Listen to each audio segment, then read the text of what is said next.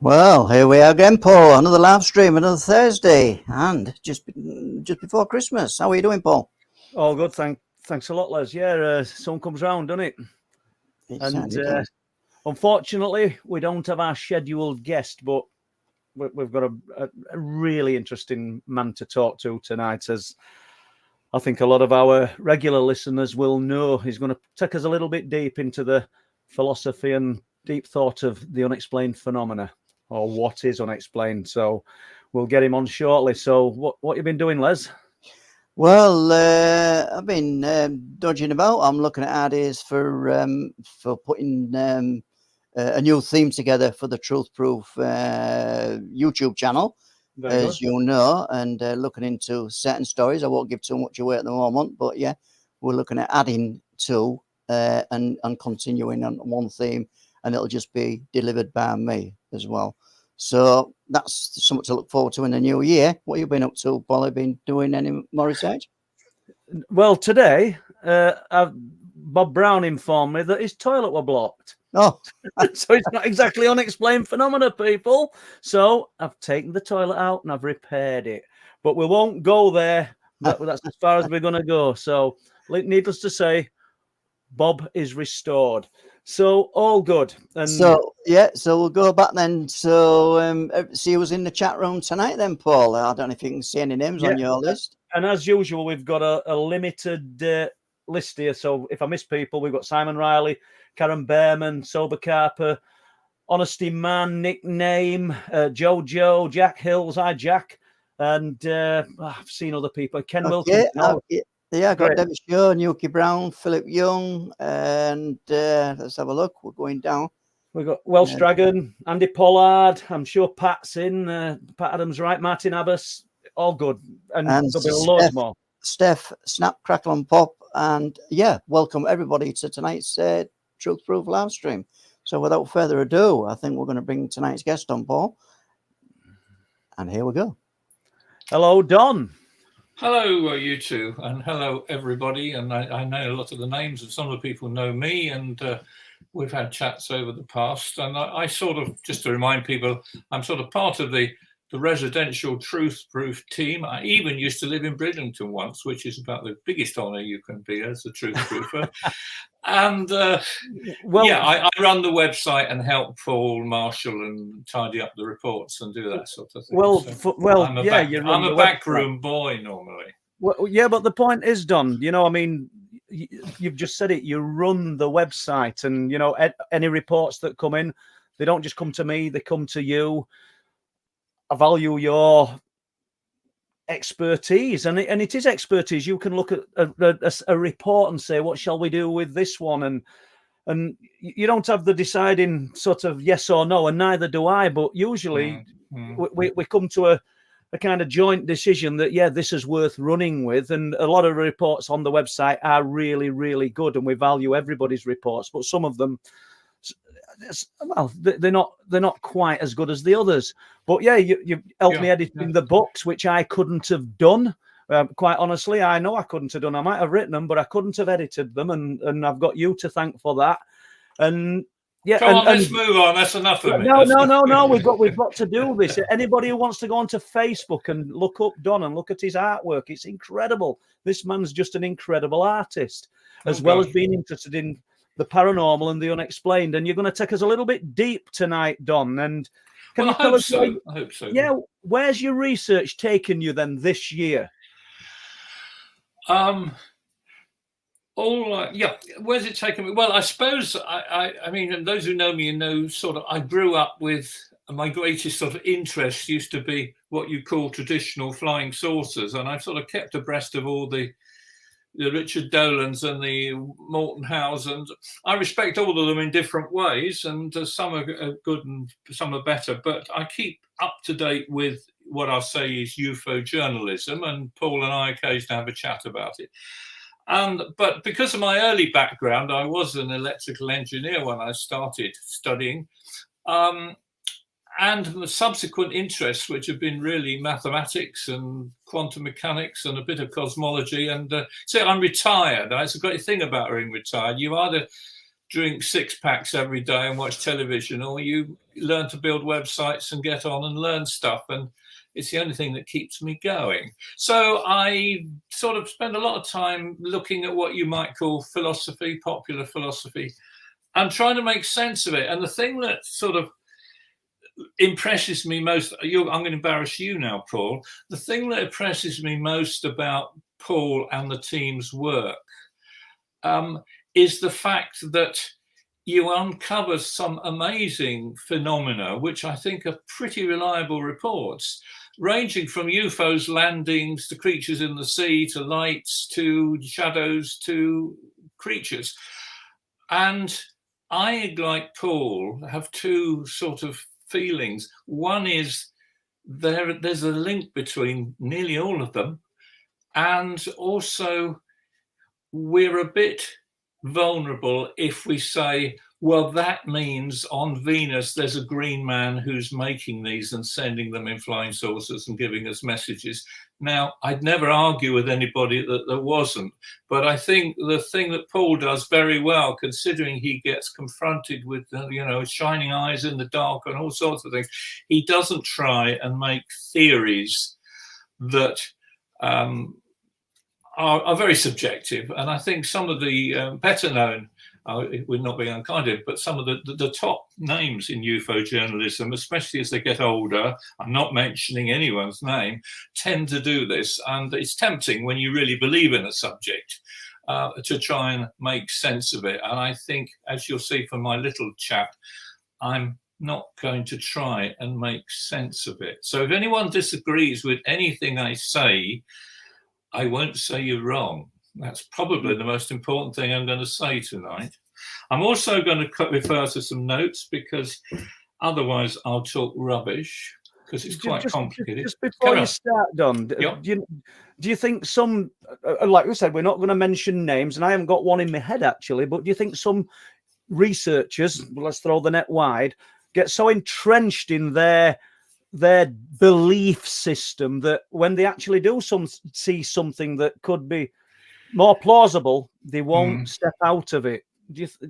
Have you seen that, or do you I think yes, that? I think so. I think the trouble is, I will mention one, because he's an absolutely fine fellow, and I don't know him, but if I've read his books, and if I met him, I tell him this. He's actually a brilliant concert instrumentalist, and he's Timothy Good. I think we all know that name. And his first book was absolutely seminal, fantastic book. But obviously, he's experienced enough research and stories that he absolutely doesn't believe. He knows UFOs have landed, end of. And I think when you spend a lifetime doing that, you can get to that point. And so I think when you get so entrenched in it, you get to the point when saying, yeah, well, the fact that I've heard him say in one of his interviews, well, of course, the RAF know these aliens and they drive the UFOs around. I personally think that's quite unlikely. I'm not saying he's wrong, but I think he's makes a mistake. And that's so foolish, because he's a clever man, to say that as a matter of fact, because youngsters might read the first book and then listen to that and think, ooh, the RAF are driving UFOs, which we haven't got much proof for. That's the example. I think you get so entrenched in your subject, a bit like, a lot of what we're talking about tonight, it has parallels in religion. I'm not saying I'm not a Christian or a Muslim, I'm not a Bible thumping thing, but it is, once you believe in Jesus Christ, and I don't criticize anybody for doing that, you tend to think, well, it's easy to add a bit on, because, well, why shouldn't he turn water into wine? He does that sort of thing. You know what I mean? So what, I know we haven't got to your questions yet, but what's the difference then in belief and knowing? Because a belief in something, to me, almost implies blindness. I believe this, but I've no proof. Surely the experiencer doesn't have to have belief; he knows. Okay, that actually is one of my kicking off points. Belief is a word that folks never use the word believe. It's, unless you're talking about an act of faith. I believe that Jesus Christ is my personal savior. It's not what I'm saying, but if someone said that to me, I would say, fine. That's your belief. And that was almost the definition of Christianity or being a Muslim. You've got to take a leap of faith to say that God is for me, blah, blah, blah. And there's nothing wrong in that. That's another subject in another part. But when someone down the pub says to me, oh, so you believe in UFOs? I say, no, it is not a faith.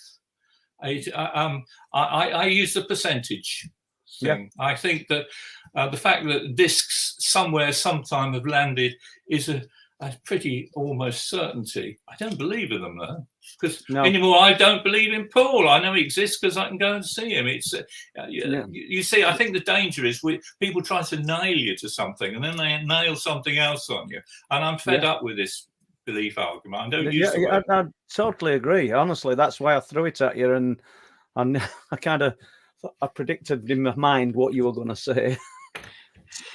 So, if I could just move on from that in a minute, I think I'm for very much trying to keep philosophical balls in the air. I think it needs a certain courage to believe in the unknown, or to say I don't know. They could exist, and I think culturally, especially if you're a man, it's quite difficult, and I think any feminist will have seen this. If you're a man, it's quite difficult to not mansplain. It's very difficult amongst men in the pub to say, oh, I don't know about that. I mean, I don't know. And to some extent, the sort of people who scorn us out there are people who want to say, well, I can't prove it, so it doesn't exist. That sort of makes sense.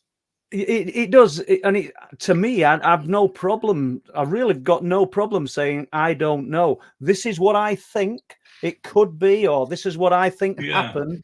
Of course, I don't know. I think for us to know, we would have to be there, wouldn't we? You know, we'd have to have experienced it. Yeah.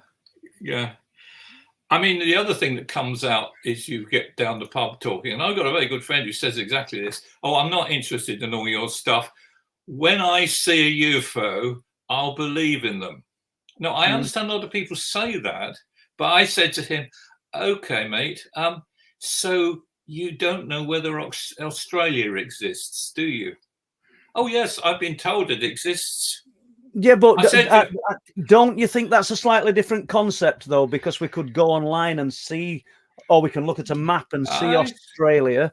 Whereas I think... me personally, Don, I haven't got a problem with somebody who says, like, look, seeing is believing, and until I see it with my own eyes, I can't believe this. As long as they're not being condescending or having a real sort of Paul bashing, I really don't mind it. I don't think you should believe everything everyone says, but I personally think that it's a great limitation to doing research on the sort of things we're looking at. If you don't, if you have to see everything yourself, because actually it's like a doctor, they don't have to have every illness to cure it. It's like all our reports online. We've not seen any of those, but some of them are very, very plausible. And it's like Paul's books. People read Paul's books and we try and they're selected from the most credible witnesses. That's all we can do. So I'm just saying, I think it's another defect. What I'm talking is, I think people are very defensive. I think we have we've got egos which we have to protect. We don't want to be vulnerable. And so, no, I'm not going to believe in UFOs until I see one. Is sort of a bit like saying, I don't know really literally what I'm talking about. So I'm going to not believe in them because it's all a bit weird. And I think, I mean, certainly all our regular fans here, I think I'm not being silly, I think are quite incredible people, because they're able to throw their sort of reality in the world in the air and say, well, there's the boundary I can see, that's what I can prove. And I know through what I've seen and what I read, there's bits outside of it. I'm actually brave enough to conjure with this woo. And I think that is actually quite a big existential philosophical step that not everybody's able to do. Are your views on the subject, and I don't just mean UFOs, changing constantly, or are they totally different from what they were 20 years ago? Yes, I think they are. I mean, I've had a bit of. I mean, you know me a bit. I've had a bit of an advantage of in life because my belief systems have always been very adaptable, and they served me very well when I was involved, much younger, when I was involved in family therapy, to be able to go into someone's house and, provided they weren't brutal, accept their value systems, which they weren't mine. So a non-judgmental attitude was a professional necessity at one stage. The other thing that came out, and I'm sure some people will recognize this, I grew up with my parents no longer with us, sadly, but they had good lives, but they were very strict, I mean, very strict religious people. I mean, not being able to play games or play pop music on a Sunday in the 60s was a bit of a limitation, and other things. So in my late teens, I decided that basically, lovely though they were, in quotes, I had to reject all my, and we were in the 60s, so we're talking about pop music, the odd sort of thing you might try, the odd bit of alcohol and sex before marriage. I had to make my own decisions on that. And so I sort of I threw all my toys out the pram, quite literally, and I had to build my own value system. And I'm sorry to go off at a tangent, but I'm sure other people listening have been through this. And to some extent, when you have to really turn against your family and your beliefs, you either end up in trouble, which happily I didn't, and I didn't break laws of any great significance anyway. But I was able to accept, I formulate my own value systems and be able to tolerate others. And I think that brings me on to, if someone says, like our good friend Jo, she talks about fairies. And that's fine. I'm not saying fairies, no, that's fine. No problem.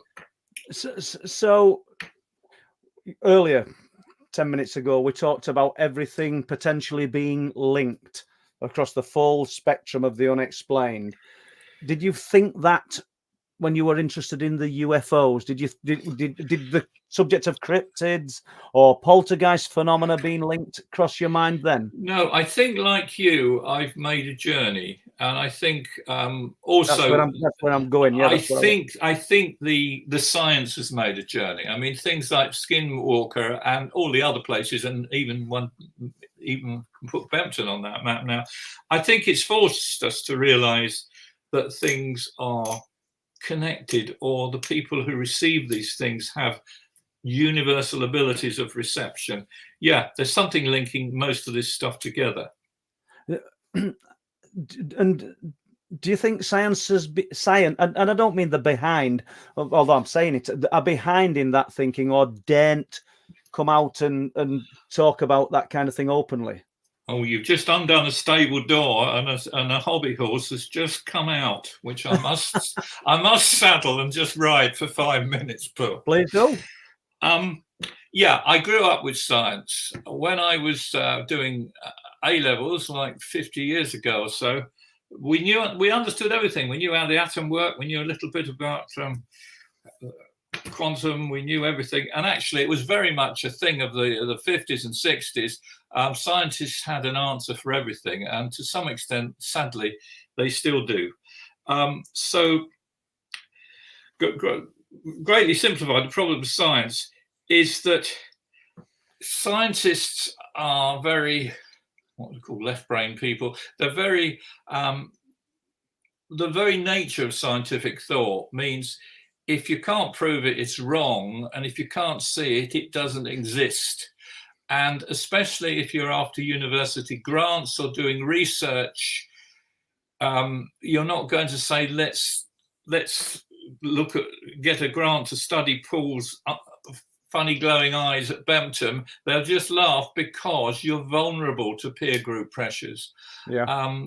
In the same way, it parallels if you're studying medicine and you want a grant to do Reiki therapy to get rid of a cancer, you're not going to get it. But if you can make a nice chemical pill that will sell for £100 million, you're going to get loads of grants. So that's I see good nods from Paul. That sort of thing. But this has happened very much in the scientific community, and it's really blown a lot of people away. Now, with Paul and his friends have said over the weeks, it's a lot easier to talk, certainly in my circles, about intelligent life being elsewhere in the universe, because happily science has caught up with us. We're now seeing all sorts of exoplanets. And it's also generally, I think, much easier to talk about what you call domestic ghosts and poltergeists. They're a lot easier to talk about than they used to be. Except in manly circles where this sort of stuff doesn't exist and you're a wimp. But we've all heard that, which, you know, once they stop doing that, I shall get worried. So really what's happened is, as I said, academia is run on money. They keep safe, but things are changing. There are academics who are having similar views to ours. I'll mention a couple in the future, but let's have a little look, and you can cut me down whenever you want, Paul. If I get too, if I get too arcane or too silly, just say. I mean, modern science, or I'll say academia, with some notable and brave exceptions, would laugh at this broadcast and a lot of the previous broadcasts. Let's be honest. Paul knows that. But what is modern cosmology asking us to believe? We now know, and this is official. It's not us. This is academia. A universe that's expanding probably greater than the speed of light as empty space is created. Now, you try and imagine what is less than empty space. It doesn't mean a vacuum. That space, that's got a lot in it. It is literally nothing. If you kept firing a rocket and you kept going forever and ever and ever and ever, you wouldn't hit a brick wall with a fence. You go to nothing. And that means we don't, that tells me, and I knew this when I was a teenager. I suppose I've always had this sort of mind. We don't understand our own reality. QED, proven. The fact that you can't answer that and no one else can. We know that our galaxy now is expanding at an enormous rate. The reason it can go faster than the speed of light, because Einstein said you can't go faster than the speed of light in space, is because it's not space. That rather proves the point. But nobody knows that. But that's what science is saying. Also, we know the Big Bang Theory. I won't go over that. The universe was created nearly 14 billion years ago with a tiny particle. It went fut and it kept expanding at a great rate, and we end up like this. So what happened before then? They reckon time was created then. What happened before time? There must have been something before that, even another... It's just adding another naught, though, isn't it? We'll never know. Yeah, there's a good scientist, philosopher called Terence McKenna, who's quoted by Rupert Sheldrake. Modern science is based on the principle: give us one free miracle, and we'll explain the rest. And they are the people who also, I'm not making an argument because I've got open views, who will, if you said, I think it annoys me actually, if I say to someone in the pub, oh, I go to church, which I sometimes do, some people actually be downright rude to you. They say, oh, you're a bloody idiot, literally. That's neurotic waffle. And I say, okay, you explain the Big Bang and why that happened, and I'll explain why there isn't a God. And I actually turn it round. It's quite a useful ploy and say, well, old chap, I haven't got your leap of faith to believe there isn't a God. I've got to keep my mind open because there's so many things, I've touched on some, that I don't understand. Let's touch on some more just for a minute before Paul shuts me down, because I'm going to get boring soon. Don. You just roll with it. Keep going. Right. Well, before you do start, though, yeah. Our listeners, block capitals, if you want to challenge Don, I'll agree with you. You can ask me questions. please fire some questions at myself and Don, about the subject matter or the unexplained in general. Okay. Now, the other thing to tack on, I know some of you seriously will know more about this than I do, and some will know less, and I'm just trying to sort of drag a stick through the sand that makes some sense between us. The other thing that science, although they'll laugh at your lights at Bampton, they want us to believe in a multiverse. So, and again, I have an open view, but the fact that there's one, when the universe was created, or created again, there wasn't one universe like ours created. There was up to, and the figure that the mathematicians like knocking around is 10 to the power 500. Now, don't ask me how to derive that, but it gives is this theorized, Don? This is serious. This is serious things. If you get Brian Green's on and the Mikio Kakus and the famous celebrity, and they're brilliant, nice men, most of them, and some women, I just have to put in. The people who I've got a list here. I'll quickly run the people who believe in the multiverse hypothesis. Brian Green, Max Tegmark, Alan Guth, Andre Lind, Mikio Kaku, David Deutsch. I think he's an Oxford professor, is he, or Cambridge? I don't know. Leonard Susskind, a lovely, brilliant man. Alexander Villikin. There are more. Sean Carroll's another one. Neil deGrasse Tyson. People. Stephen Hawking. There's a few good lads there. But the word you used on the people who believe in the multiverse.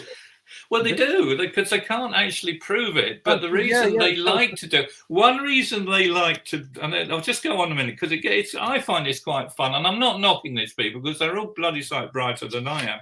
But some things are a bit obvious when you're not so bright. Right, Paul? We know that. Well, I'm not so bright, so yeah. No, I don't. I mean, all us normal people. No, just fire away. It's great. Yeah, I mean, one of the reasons people like to, one of the arguments for, and I can't say it's wrong, the multiverse, with all these 10 to the 500 different universes, is because if you think about the way our universe is made up, there's things called universal constants. They are, we've got various constants like charge of an electron and the speed of light and a bit for gravity. And there's a list of about 26, I think. You'd have to look them up on Wiki, and I'm not clever enough to recite them all anymore. But I do know that, and I've heard intelligent people say this, that if these constants were different, like if they're 1.2849, and instead of that, an electron charge is 1.583, things like the whole universe would collapse. It is absolutely divine that there are particular constants enmeshed together with the right degree of charge and gravity and heat and all these things actually work together to enable our universe to exist. If they're out by a few percent, we'd either explode forever very quickly or be a cinder like day one of the universe. So does that imply then that I don't think you thought I was going to ask you this, that there's one kind of Godhead operating this, or is it all just perfect synchronicity? Because I think one should always try and keep one's, was Occam's razor, one should always try and keep one's explanations as simple as possible. And I find it difficult to try and not go explode without thinking there is an intelligence behind our creation, which I would call God. And if I want to be thankful for the trees and the things and me, I would then worship that God. Now, it doesn't mean I'm talking about Buddha, Allah, Christ, and I think they're all, I say to religious people, I think they're all paths to the same God, and some people will agree or disagree. It says in the Bible, my house has many mansions, which means rooms in it. That's my personal rationalization. It's probably as near to a belief as I get, but it does make some sense that keeps me sane. I just think the complexity of the universe and the ifs and buts and the coincidence of it all. For it to work, for it to get it to work, it has to have we're either in someone else's computer, then who made them, or, which is just a rationalization to say it only gets you one step back. But yes, I think there must be some intelligence behind it. I mean, the argument is with the multiverse that if you've got virtually infinite universes, you would then argue the reason we exist is because we can. All the other variables, all the other constants, values that were created randomly at the universe have all gone fut and bang and disappeared. We exist because we can. We started life on this planet because we can. and I'm talking to you simply because I can. Yeah. And the chances against it are infinite.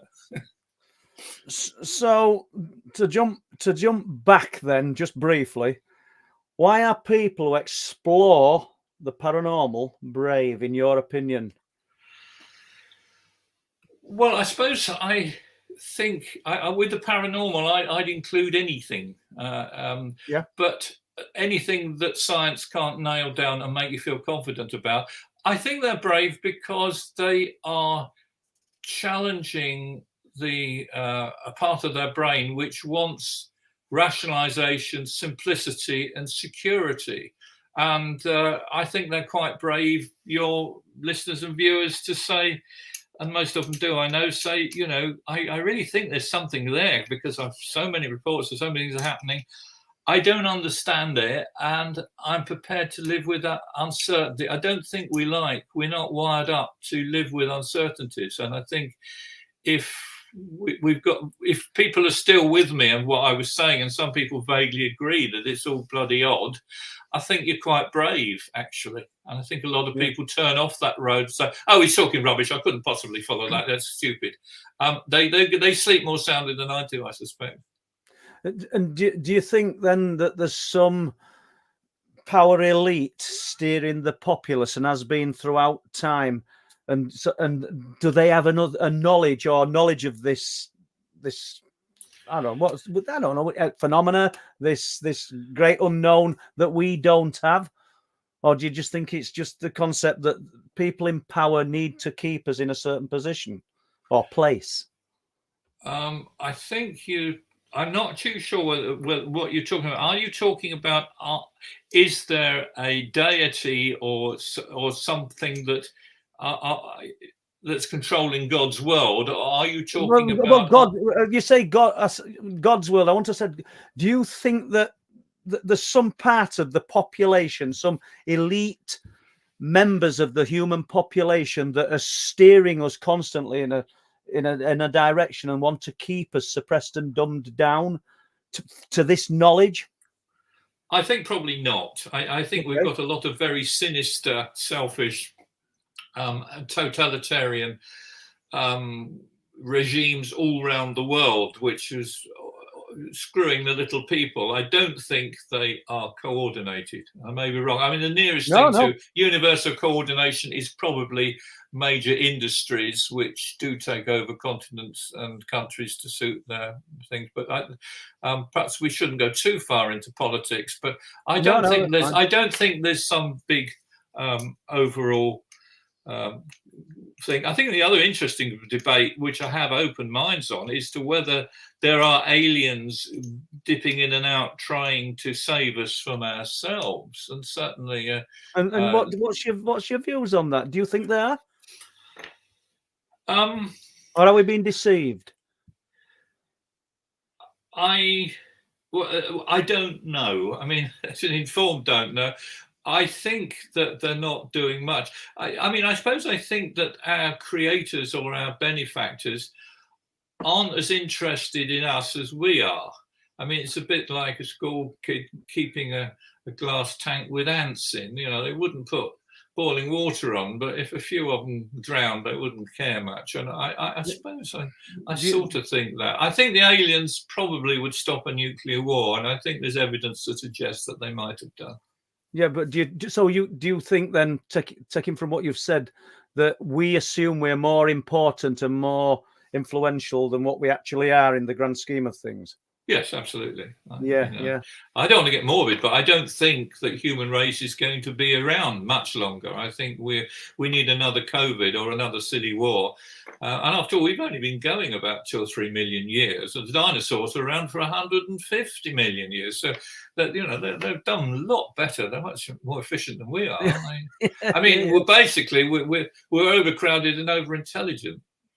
So if we were the ants in the fish tank, silly analogy, we could have just said fish in a fish tank. What would be the purpose of these superior beings monitoring us? Would we be a harvest? No, I don't think so. I don't No? think so. No, I don't think people. I mean, this is quite a common debate, particularly in Linda Moulton House circle.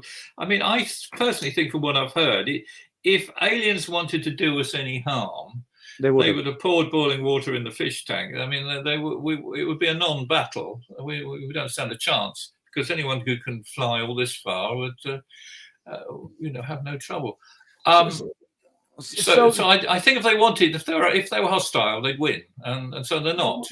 Yeah, I would agree. So, you, like, over the years, and I can't think of one off the top of my head, but the cults that have sprung up and said that they've got knowledge from these visitors, from these alien beings, and then it's not come to fruition. It's almost like there's a trickstery element to it, unless these people are just misguided and none of it was true. Have they actually been given messages? It's a cruel, kind of callous way to treat the human race if that's what's happened.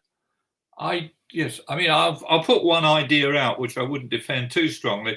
I don't tend to believe any of these people who think the world's going to end tomorrow, or they've been told things. I tend to think it's a function of our need to keep ourselves sane, in the same way that some people, I don't mean most people, but some people who follow religion do it as a way to stop them thinking. I don't mean that unkindly. I know I've got some very dear Christian friends who are far more clever and thoughtful than I am. But some people who follow religion think, well, it says so, we shouldn't do that, we can't do that. And I think you probably know where I first heard those phrases. But I think that it's a lovely defense mechanism to have either a religious book, or a green man, or a dream, or an appearance on a mountain that you perhaps imagine. I haven't.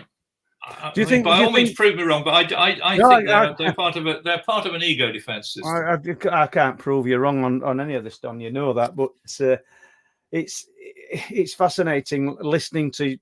Well, I've heard you speak about this before when we've spoke personally, but sharing your views with other people, and I'm looking forward to seeing some questions. I hope we get some that are going to be, I don't mean offensive, but quite challenging, going to make you think a little bit. But I asked you earlier if your views had changed, say, from 20, 30 years ago on the flying saucers, and I'm not sure that.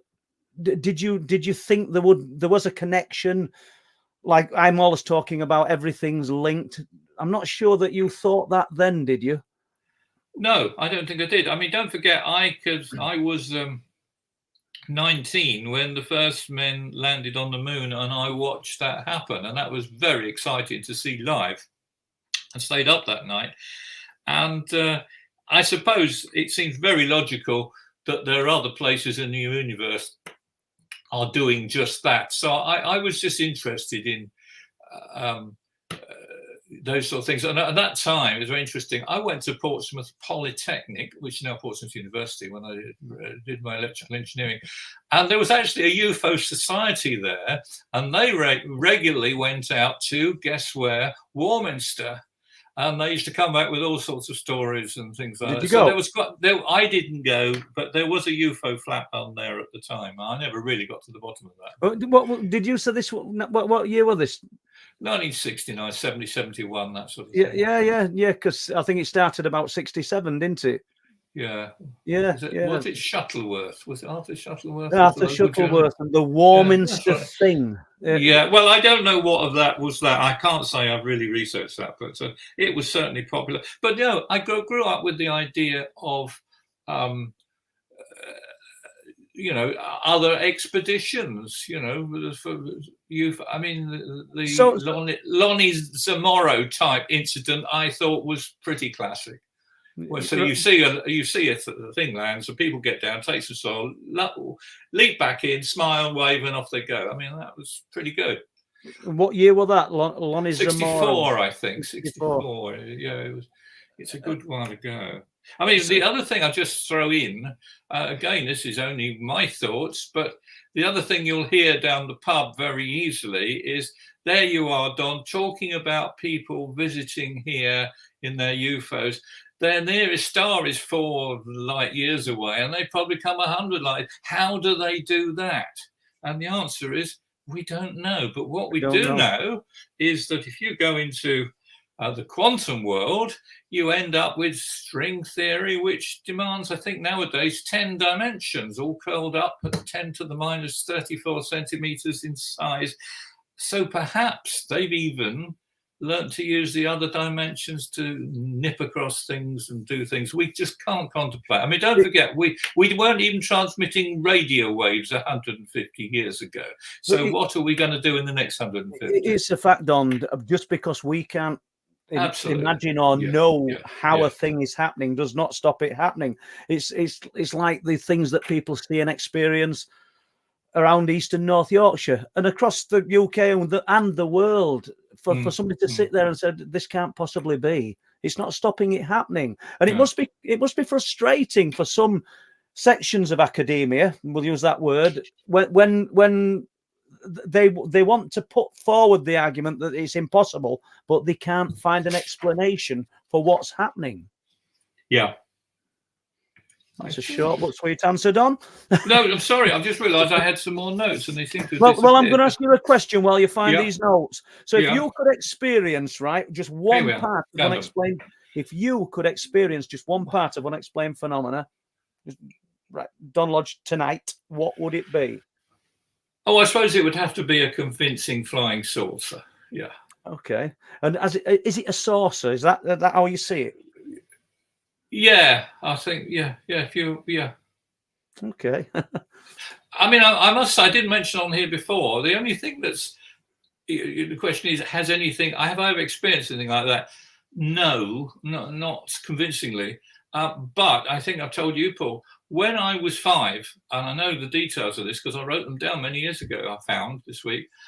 When I was 5, I won't tell you all the details, but I, quote, felt I was taken out of the bed by a draft on a light stream up to some sort of ship, went inside, did something not horrible, not memorable, and then came back down this curved beam of light back into my bed. Now, I didn't think any more about it, except I remembered it.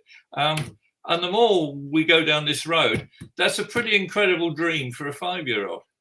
Yeah, 5 years old to have stayed with you now, and you're still kind of blown away with it, but it's still. Oh yeah, it's there. I'm not saying it happened. I'm just saying it was a remarkable dream to have because you added the curved beam of light. There's a little bit of detail to that. I can feel it, but I hadn't been watching spacemen on telly. I mean, there wasn't that much around in 1955. And I mean, as much or as little detail as you like, as I know, but that's what we'll get. And were your parents interested in this kind of thing, the unexplained? UFOs, no. My mother experienced ghosts, and I won't go into them tonight because I think I mentioned before, I've had a couple of ghostly experiences, and I've always been interested in reading books about ghosts, even in my teens. And my mother experienced relatives and prophetic dreams, and I actually really took them in my stride. And I was saying to my wife yesterday, because having another conversation, if I actually saw a ghost, would I be frightened? And I think, no, I'd probably talk. No. I saw an old lady. I mean, funny, didn't have red eyes and a hatchet. If I saw an old lady sitting in the chair, I'd say hello. I'm sure I would.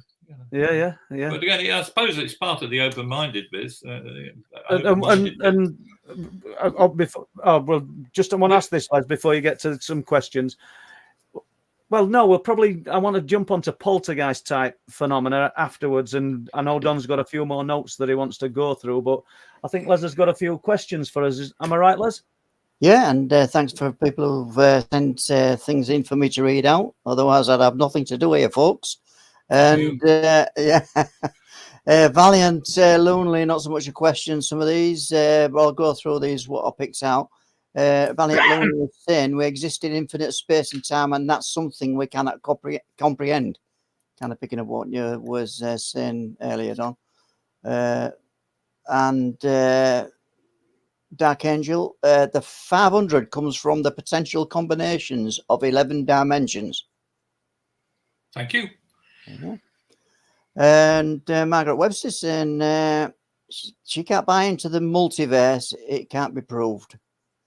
No. So they are people with different beliefs. And just before you go on, is there anything there that you want to reply to, Don? No, I'm glad I got the figure 500, even if I didn't know how it was generated. But thank you, sir. Yeah, Right. but we do have a question now from Nickname, and thanks for the question, Nickname.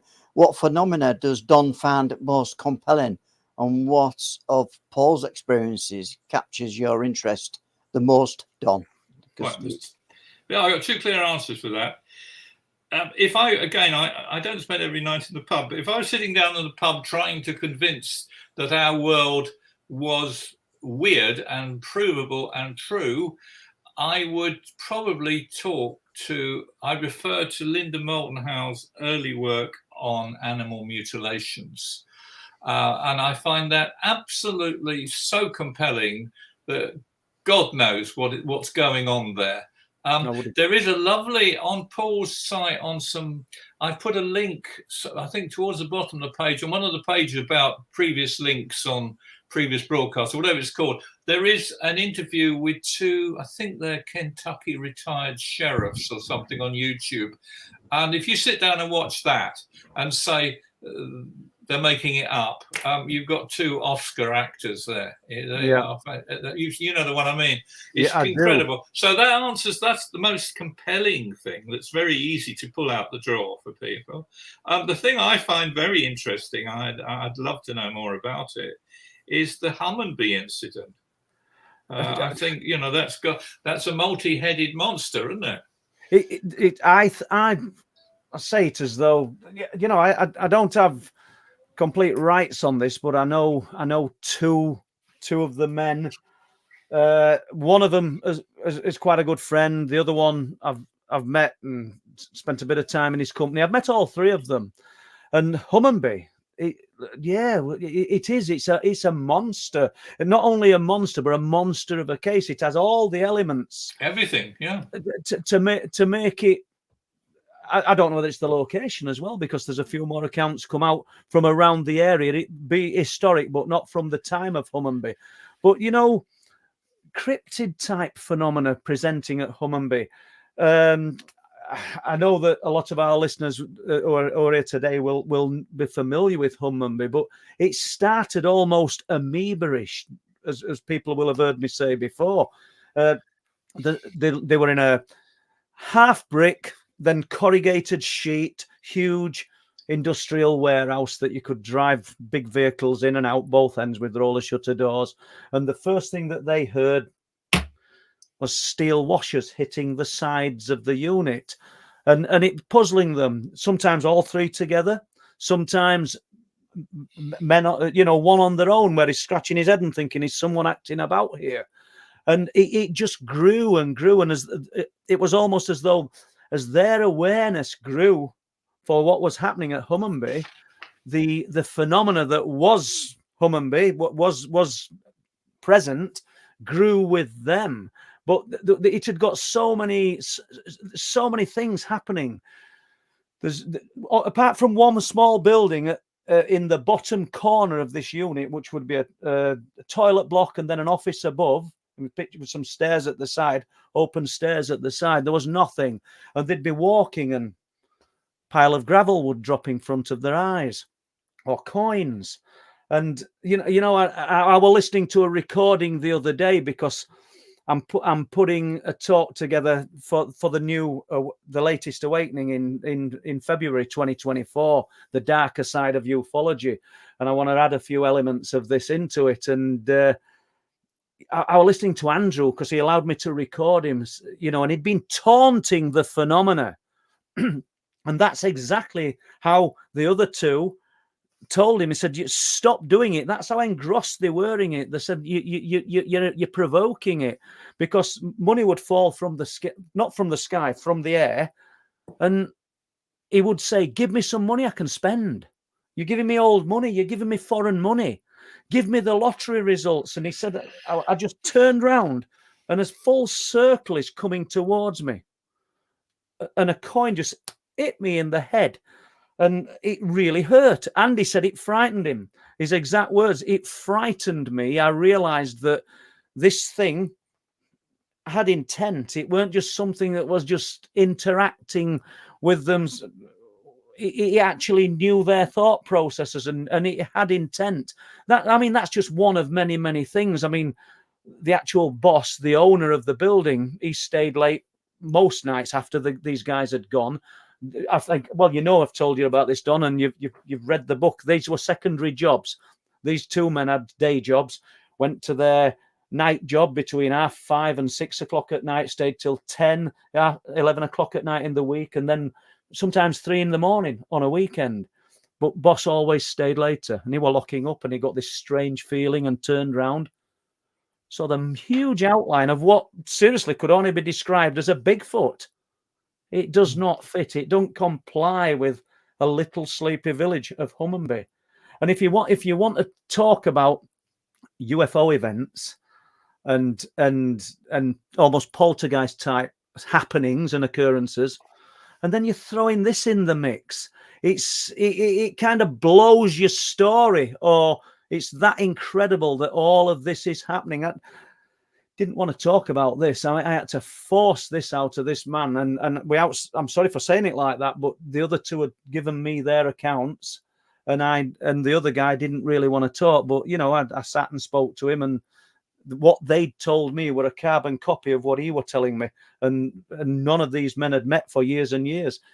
Humminby's got so many ingredients of the strange, and I know you really interested in the story, Don. Is there any particular aspect of it that's caught your attention? Well, I'm just wondering. A question I had for you about that is what.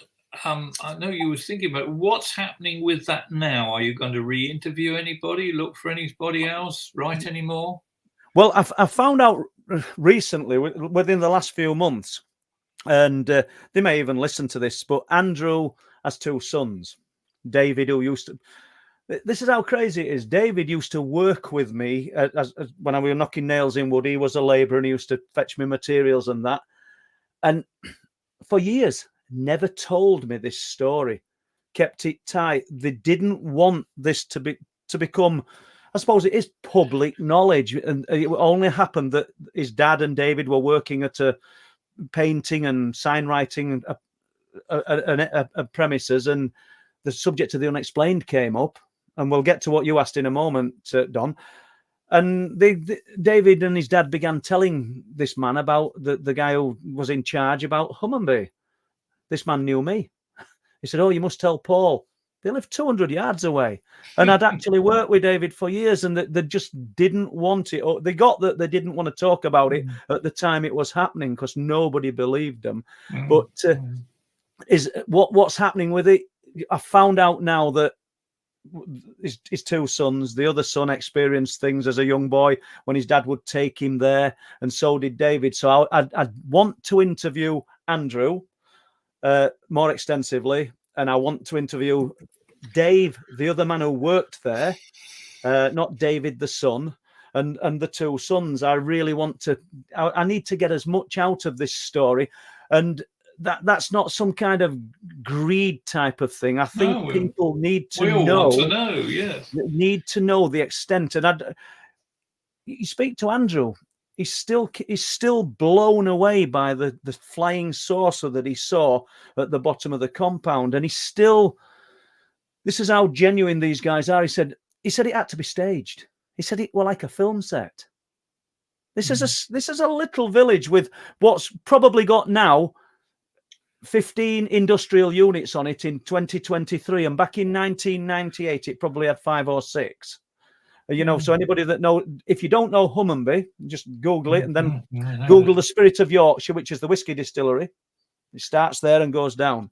And 1996, 97, 98, all this activity took place, starting almost. I use the word amoeba-ish. It was so subtle, and as their awareness grew, it kind of grew with them. I don't know whether that's how it worked, but that's how it appeared to me after listening to them tell me. But it's there's loads more to be obtained from this Hummingbee story, and I've by no means have I exhausted it, but there's so much more to the area. You know, I got a story done, and we're supposed to be talking to you and your views. I got a story, historic, but by no means uninteresting, from 2000. This lady thinks it was 2010 to 2012, and she's driving with a sister and a son. There's 4 people in the car. I've not established who the 4th person was. Obviously, if they want to tell me about that, they can do. But I know that there's the mum, the son, and the sister, and they're driving the back road down into Hummingbee, past Hummingbee Hall. And you'll know the village, and you can get round the back. And they come down to a little island, unlit, very small. There's just very unassuming kind of road.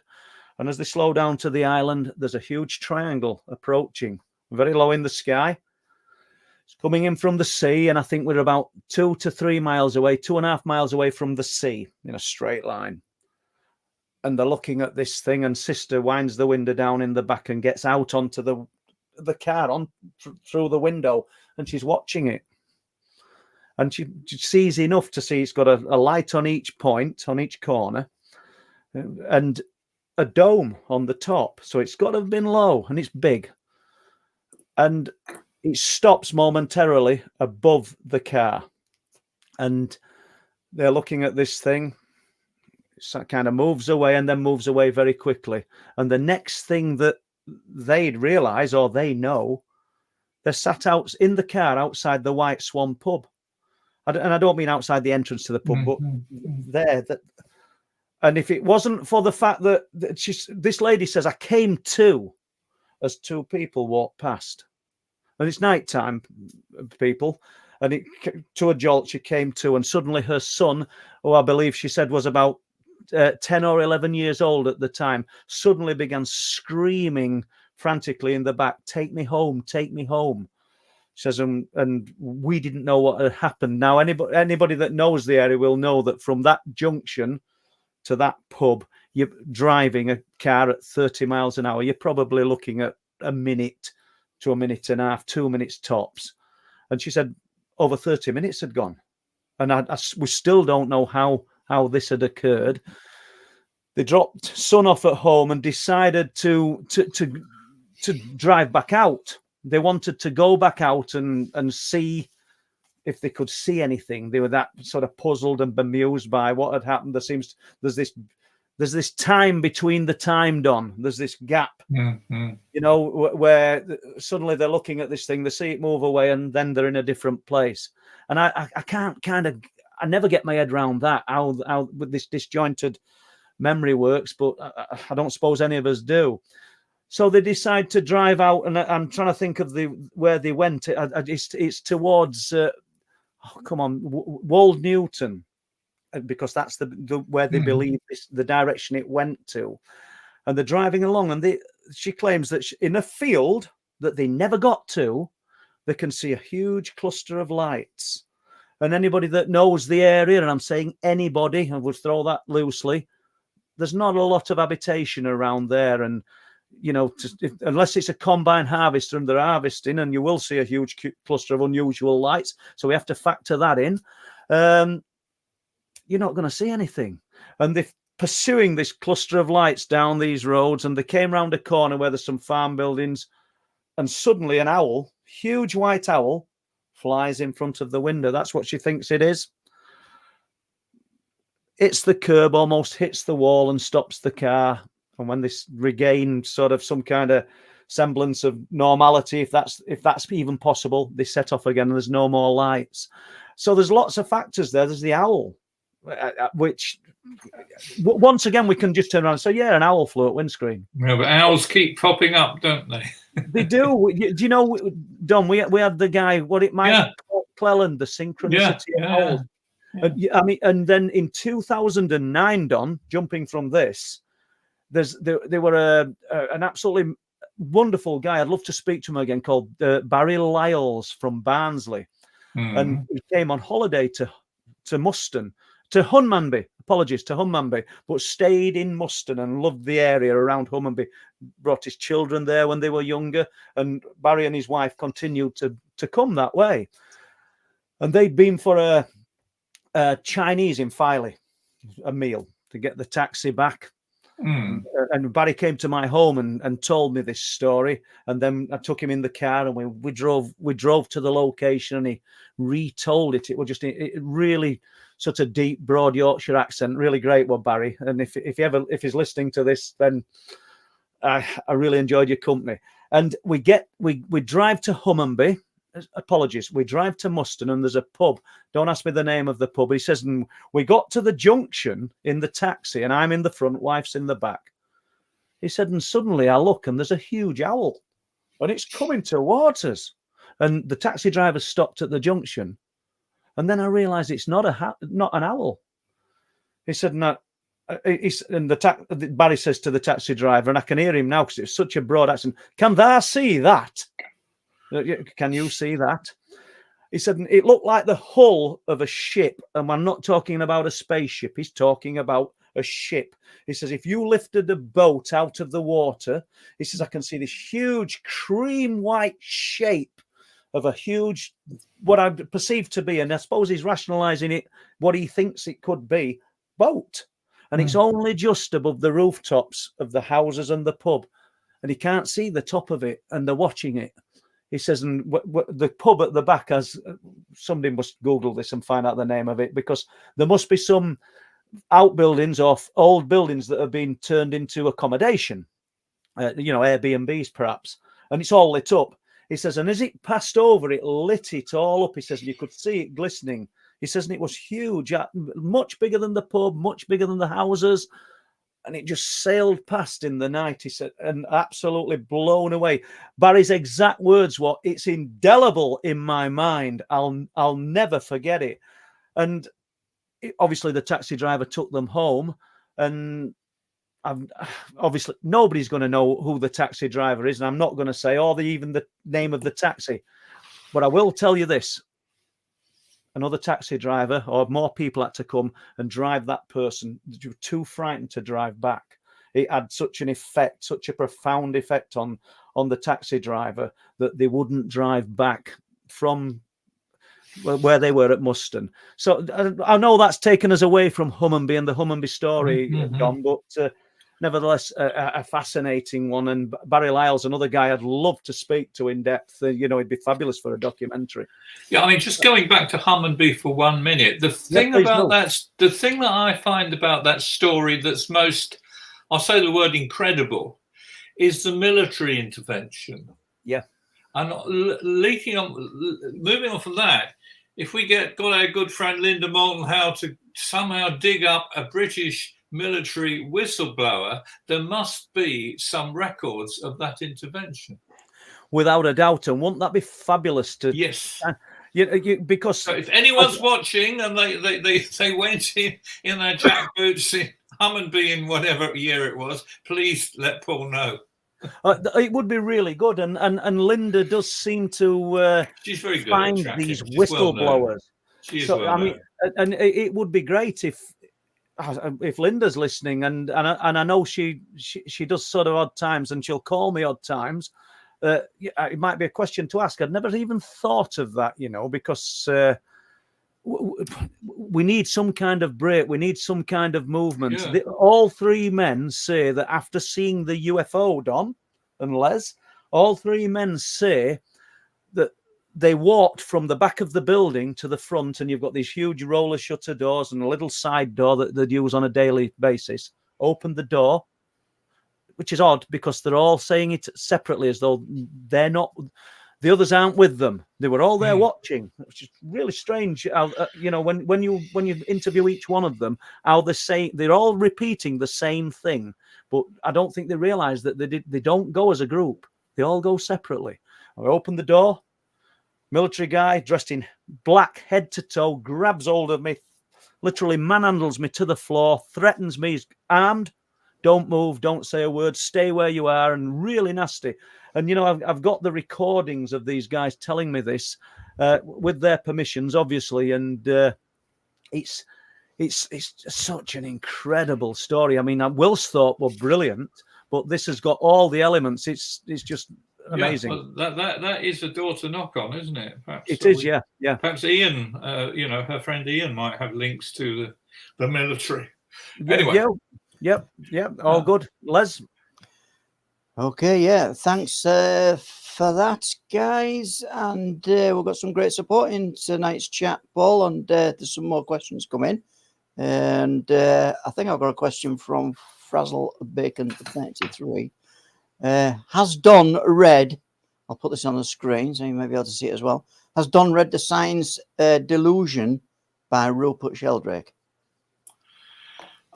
Yes, Rupert Sheldrake is one of my favourite men. I actually correspond with him a bit. I've seen pretty well. I've got a couple of his books, and I've seen just about all he's got. He's got great stuff on YouTube. I was going to mention him in a little while. And I mean, what I like about Rupert, can I go off a little bit? No, we'll come back to Rupert in a minute. Okay, I'll answer your question more fully when we finish with Les. Okay. I shall go off on one. I know. Yeah, that's good. Yeah. Let's have a look then. A question from Karen Bierman. Has Thanks, Don Karen. had any showing or knowing to any past life that makes sense to his living life now? Not really, except I do sometimes have glimpses, and I think this could be all psychological. I'm not saying it's great or wonderful evidence. I do have glimpses of scenes that I was in. I do think I sometimes picture myself. I went by a windmill and I suddenly heard a windmill working, and I'd been next to a windmill in a medieval life of some sort. I do sometimes get flickerings from the past. What I did, because I was a bit of a nutcase when I was young, I never did anything seriously wrong. I had a very nice girlfriend, in the best sense of the word, who sadly is no longer with us. And we were both about 22. And we were into all sorts of things. We went to a spiritualist church together. And I also read a book on hypnosis. And I found I could hypnotize people. I haven't done for many, many years, not 40 odd years. I can hypnotize people quite easily and well. And I don't know why it is. I find it rather frightening and very draining. But I used to hypnotize her for fun because she... Don't ask. I didn't do that. I can tell you how to do it. I can tell you how to do it. I'll tell you now, because it'll be a bit of levity for the evening. Okay, this is disgusting. If you're with someone and you want them to take their clothes off, if you say, would you take your clothes off, please? They won't do it because it's against their moral thing and sense of decency. If you say, you're really dirty, I think you should have a bath, have one right now, they will. No, don't do it. I just tell you that's fact, and it's in every book on hypnosis. But I did used to hypnotize her from time to time because she was interested in her own past life. And I took her back, and there are books written on this. I mean, I never did it with any sort of sense of wisdom, but I was able to take her back younger and younger until she was talking like a little child. And then it flipped through, and she was somehow in a tribe in Africa, and she couldn't make much sense of it, but she was a little kid running around the field in Africa. And what did you take from that then, Don? When you'd gone past, I don't know, childhood, and then you go almost to another past life? Well, I suppose I took to it for it that obviously when I brought her around, I told her what had happened, and she was very interested. Yeah, we just sort of said, "Ooh," which I think is the common response. Like when you see a ghost, you tend to say, "Ooh." I just sort of accepted it. You know, but all these years down the line, because it's really interesting what you've just said. I mean, you've took somebody back, and I like you said, I know you, but I don't know all the ins and outs of Don Lodge. But what do you think now when you're looking back, and where the information that you got out of this lady? I don't know. I mean, I'm not the first person by any means to have done it. I did read, I think afterwards, someone actually wrote a book on, not transgression, regression in the past life. It has been done, I think, particularly 100 years ago, if you're more interested in that sort of thing. there's just facts. It's like, you see your red eyes in the undergrowth. What are they? Oh, the red eyes in the undergrowth. And I suppose I think it's a defense mechanism. I mean, I didn't get all spooky. I didn't get all religious. I didn't do it again. And what actually stopped me doing hypnosis at all? I would in an emergency for someone I was really fond of, but I stopped doing it because in my late 20s, I trained as a social worker as well years ago, and I regarded that what I was doing was bloody dangerous, silly, and not just dangerous from litigation, but also dangerous psychologically, because I could tell you stories where things, I redeem them, but things can go wrong under hypnosis. I would seriously try anybody not to advise anybody not to do it. It's like Ouija boards. You don't know what the hell you're opening up. I think it would be a good idea to put a question out to everybody who's in the chat tonight. If I'd be really interested myself, Don, Paul, if anybody has had any past life experiences, what they can recall, remember, or been part of a dream. And what I do find kind of mildly associated with this is when you get a feeling of deja vu, where you feel you've been in a situation, or you know of a thing, or you know of a sequence of events, and you've been through all this before. That fascinates me. Yeah, good. Yeah, well, let's see if anybody fires it out there. Okay, thanks for the. Thanks, Karen. You opened the can of worms there. I hope you don't regret it, but thank you for asking. For the monetary contributions tonight from Martin Abbas and Karen Beerman, who sent us some money through. Thanks for that. And a question from Martin Abbas actually is, what do you think of the military-industrial complex as regards of all this phenomena, Don? I don't know. I don't know quite what you mean. I'm sorry. Not the best person for that. I don't actually, Martin. What do you think of the military-industrial complex? I think it's just involvement, isn't it? I think it means how much direction involvement the industrial complex. Well, if we jump. But if you want to add more onto it, Martin, please do, Martin. But if we jump briefly to Hummonby, the military were there. They knew, they were aware of what was happening. So what people have probably got to deduce is, does Paul know more than he's actually saying and protecting certain people? Maybe he does, and it's not something that's ever there's no monetary value in any of this, people, but sometimes you just have to be limited with what you're saying, just to be fair to other people. I think an idea that has come up, particularly in Linda Moulton Howe's world and similar people in America, serious researchers, is that it's not quite the question, but in terms of alien bodies, remains, crashed materials, all that sort of thing, I think there's evidence to suggest that it's passed out to big business rather than the military, because it's easier to keep secrets in Lockheed, Boeing, or whatever they are, than it is the Navy in America, because it's not so firmly regulated. I've heard that said. I can't attribute any fact to it. Okay, just at this stage, then I'm looking at the time one. We've been an hour and 30. Just a little bit of housekeeping going on here, folks, and just to pick up on what you brought up earlier, Paul, about the Minicon conference in Bolton in February. I'll just add that banner now to the screen, so if people want to buy a ticket, as the banner says, the perfect Christmas gift for the Awakening Minicon, 17th of February 2024. And as you can see, and as Paul was saying earlier, he's preparing a speech for that very conference. Yeah, email that to me, Les. Email me that, and I'll put it on the website on the front page. No problem. Yeah, thank you, Don.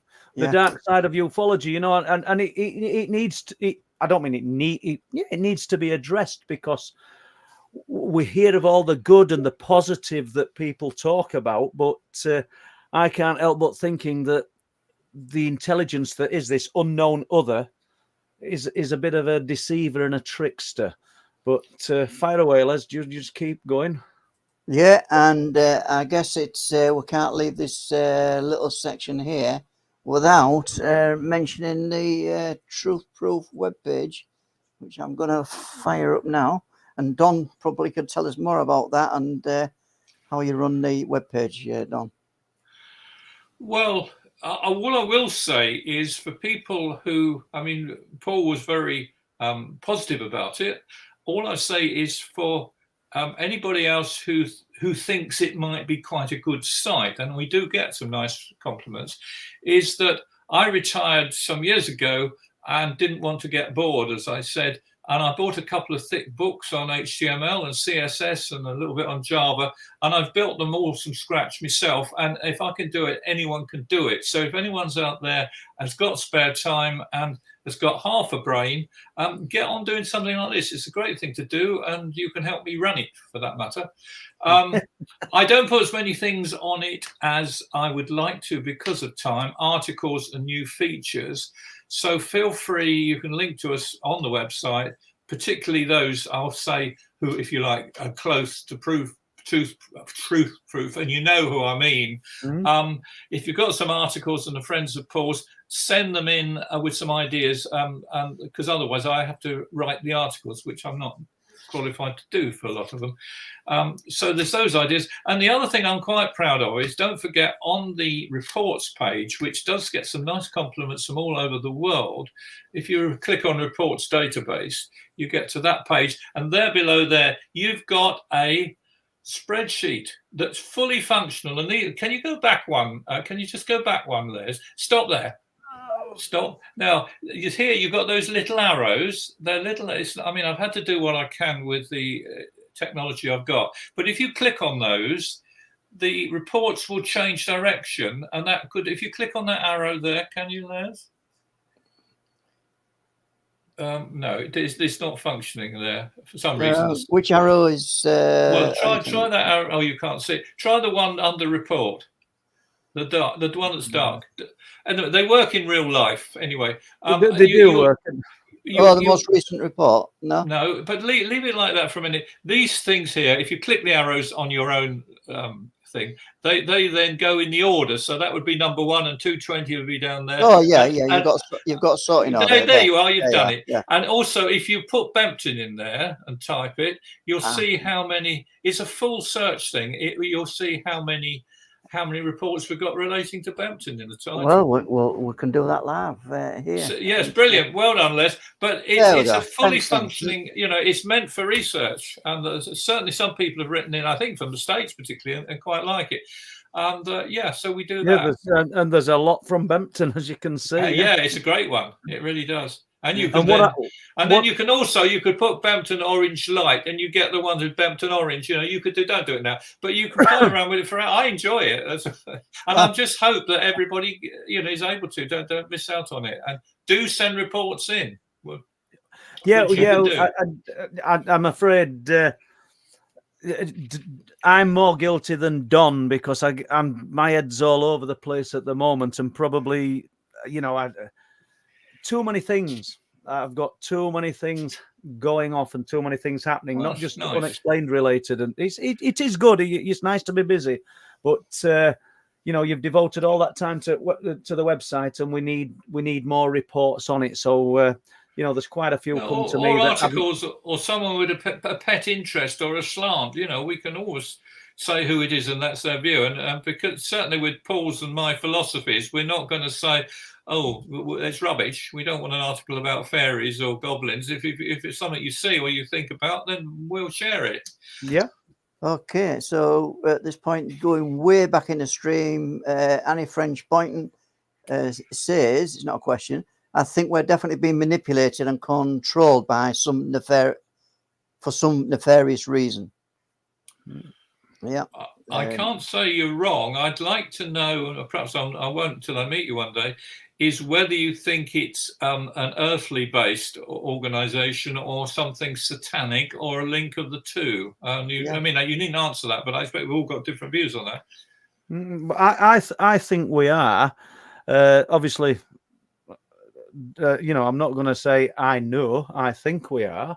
And I think the intelligence that is this unknown other is manipulating us. And I think that we're not getting any further, Don. We're not getting any closer to any type of truth, no matter where we kind of throw the thought process. Personally, I don't think we are, and it's almost like we're given little tidbits, and we go down that road, and then we just hit this brick wall of nothingness, and then I do think we're being lied to and deceived, but I don't know why. It's almost as a firewall up against us. Can I go off on another tangent then? Please can do. Can you give me 5 minutes on a tangent? Yeah. I mentioned Rupert Sheldrake. We'll come back to Rupert in a minute.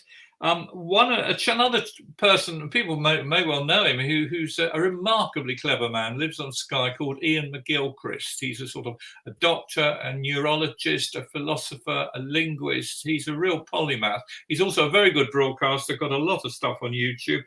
And he's just written a book with, I think, 1,400 pages in it, in 2 volumes, which I got for my birthday for my daughter, and I haven't read. I've gone page 10, I think, but I have followed a lot of his. He's covered them all pretty well with YouTube broadcasts, and he's a full-on intellectual. You don't want to look at him with a couple of pints in your hand. He's hard work, but he's lovely, very, very erudite. And because he's a neurologist and has been a psychiatrist and knows about brains physically and mentally, he has. I'll just break the ice on this one and let you study it yourselves, because I won't get it right. He has drawn our attention in the last decade to his theory, which he's proven in many, many ways, that we have a left and a right brain. And I know that concept comes up other places, but he's basically saying, and it makes a lot of sense, I won't defend it, but to me it's very convincing, the left brain is responsible for doing mechanical things, mending things, reaching forward, placing those things there. That's my left brain doing all that. My right brain, which arguably, perhaps in my case, is reasonably well developed, is the one that copes with looking around the corner, copes with contradictory ideas, which is a fundamental sort of advanced philosophy, to be able to function. And what we were talking about earlier, not knowing what's at the end of the universe, not say it doesn't exist, but say it doesn't bloody make sense. That's right brain, and that's quite courageous in my view. Sorry to be immodest, but I've practiced it all my life. And I think get into him, because he explains it. So much of what we do, and he would argue, from Paul's point, he would argue that society is really quite sick now, and we are all governed by our left brain. It's all achieve this, want this, do this now, do that, death with anything spiritual, death with anything we can't understand. It's a very mechanical thing. We're trying to turn ourselves into intelligence, artificial intelligence, and it's catching us up, and we're in danger of destroying all the beautiful human and spiritual things, whatever you attribute to that word, you put in your own definition. He would say that's what's happened to the world. And I say he proves it in 1,400 pages and a load of broadcasts. So have a look. That's Ian McGilchrist. Obviously, I'm pretty sure that Ian McGilchrist is looking into the unexplained. Am I correct? Well, let's move on a bit further. There's a very good conversation. If you look up on Rupert Sheldrake talking to Ian McGilchrist, and they're talking about exactly this point, and they both concur. They also are what are called. They believe in panpsychism, which has different manifestations for different philosophers, but it's basically pan meaning everywhere, psyche meaning spirit, mind. It believes that, in a nutshell, and this is a hard one to swallow, but worth trying, believe me, consciousness is universal. It's outside the brain. Neurologists have never found a part of the brain that is conscious as such. I know that's controversial, and some people say, "No, it's rubbish that you've got neurons doing that." It doesn't make consciousness. And you can start thinking about consciousness. My cat has a consciousness. I bet most people who've got animals would say they're conscious, not as much as I am, but they make sense of their little world, but their consciousness. And does the worm and the rat have consciousness? But does my big computer have consciousness? And the idea is, well, it might do, but surely it can't have consciousness. But if I put enough RAM in it and have enough memory and a fast enough processor, it should have consciousness one day. But it can't really, because it's already much quicker than my brain for doing square roots. And the thing about computers is, if you had a computer like mine and I tweaked it and made it conscious and I switched it off, would I be guilty of murder? Very interesting point, and that's something is seriously discussed with philosophers at the moment, and it's worth debating. Now, if people don't bother to type in "you're talking bollocks," because I won't defend it, no. But it's a very interesting thing. But the idea that of universal consciousness, they would argue that the sun has some sort of consciousness, that every atom has an awareness. And the other thing it's tying in, but nicely, I was slagging off the world of physics and that sort of thing earlier, that they're now talking, the Sean Carrolls of this world are now saying we had to learn 100 years ago all about space-time from Einstein, that everything is 3 dimensions plus the one which is space-time. It's warped where you get gravity and all that lot. People are now saying space-time is now a secondary manifestation of what's going on underneath. And certainly McGilchrist and Sheldrake would argue, well, they can't prove it, of course, but they would argue that consciousness is more fundamental than dimensions, which shift with time and speed and all that sort of thing. Let's just leave that ball at your feet. I just urge you to pursue it and keep an open mind, because I think something, and that sort of thought, is desperately what we need to understand our universe, which we've made a total cock up of doing. And let me just prove it before I go back to Earth quite literally and let Paul get a bloody word in edgeways. No, this is about you, Don. You just keep going. Just to remind, I'm sure everybody knows this, that 85% of the universe is made up of dark matter, which we have to understand is there to stop it falling to bits. We can't detect it. We don't know what the hell it does. Some people have some ideas. And a further 10% is dark energy, which stops galaxies going all wrong as well. So there's about a total of 95% of the universe that we can't account for. And there we are, worried and perhaps laughing about universal consciousness or traveling across the galaxy in a few seconds. I'll put the ball back at your feet, Paul. Bring us back to Earth. No, I can't answer any of that, what you've just said, can I? Quite honestly. But you touched on AI. Yeah. Has it got consciousness? Is it gonna become a conscious kind of sentient, thought-producing entity in its own right? In your opinion? My gut feeling, by my definition of consciousness, which I would suppose I personally would link to something that you might call a spirituality, which some people listening will go yes and some people will go no, don't mind, but I would link it to something, we use the word spirituality, that sort of permeates, it explains the back hypnosis and all sorts of things and ghosts and all that. I would think that that's it, really. Yeah. Yeah, surely.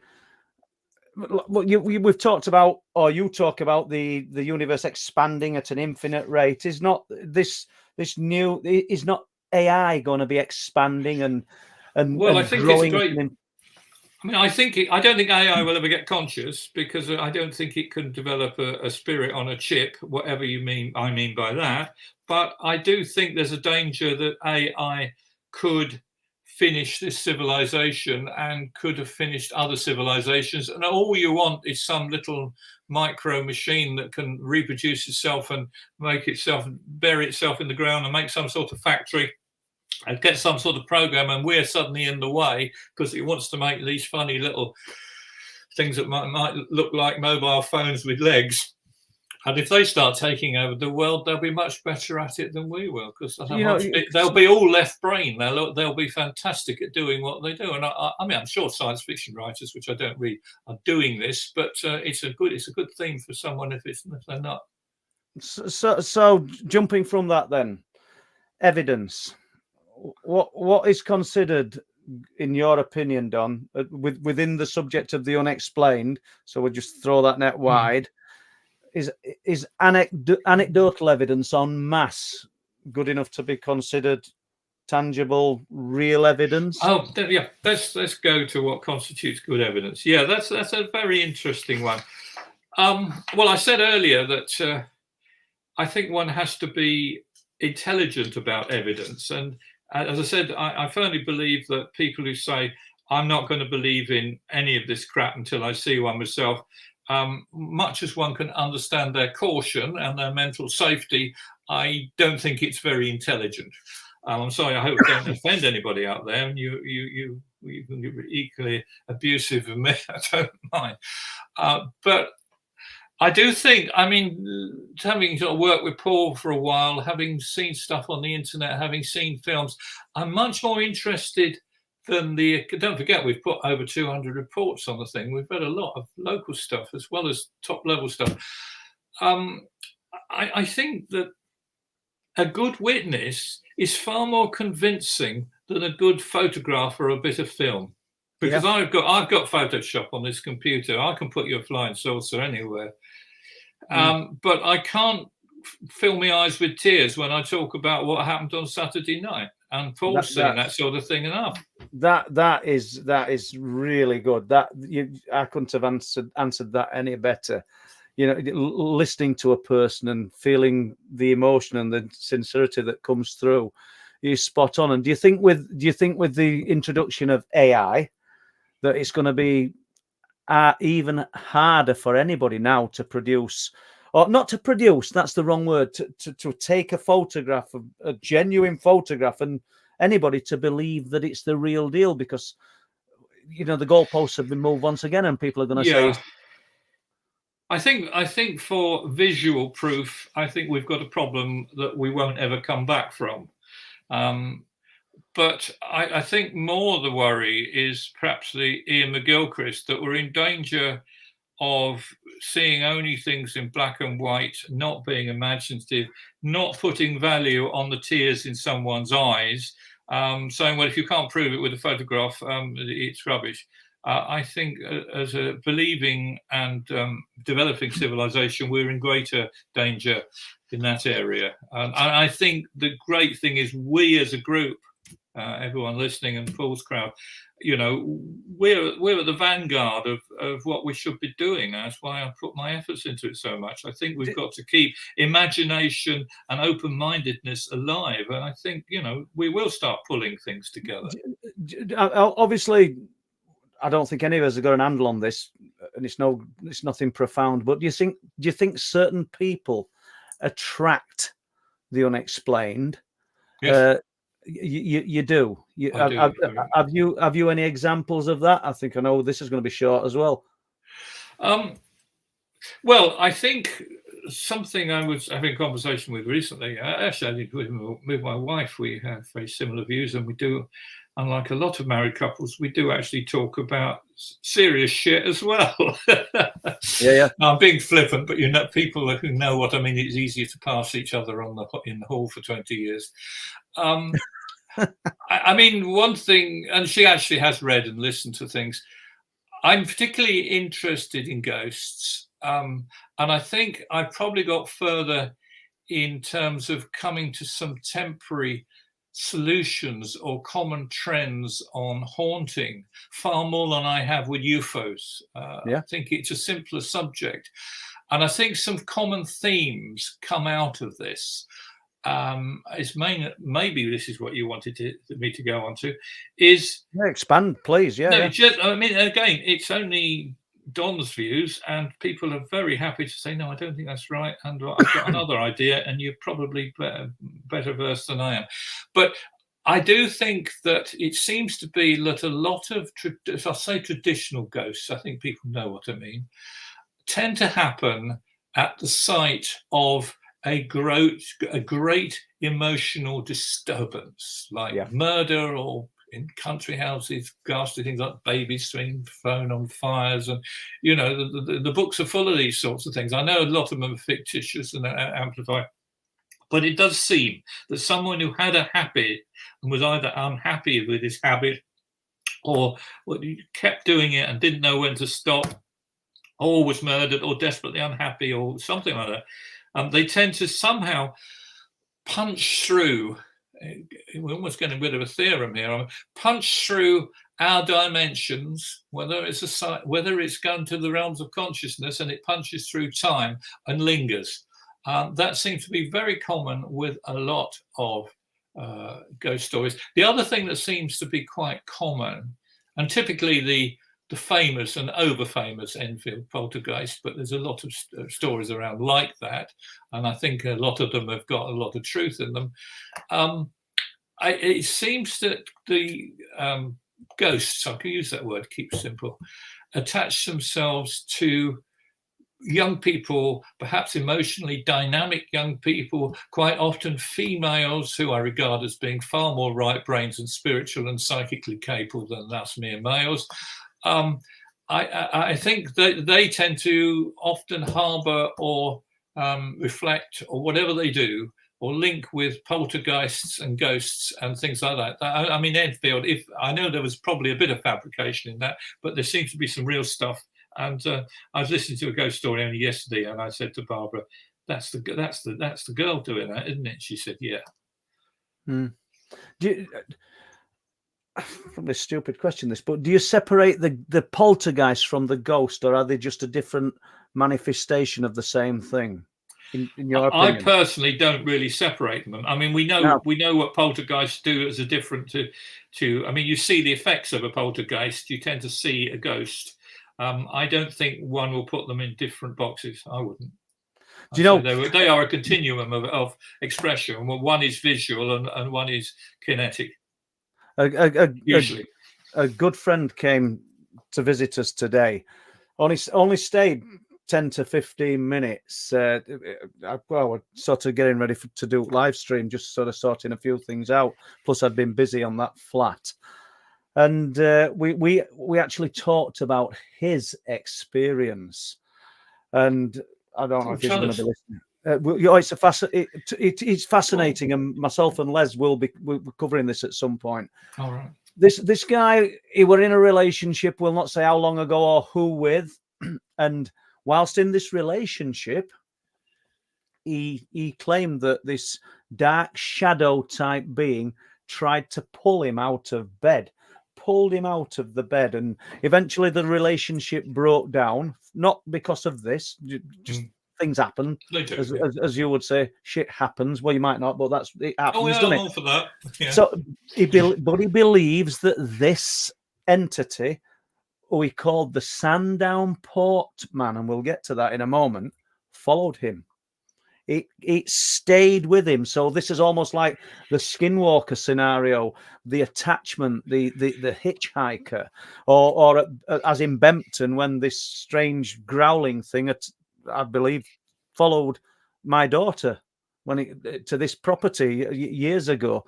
But he got in another relationship, and this lady, they'd been out one day, early evening, and they wanted some milk, and he said that he would go to the shop for some milk, and she went into the property.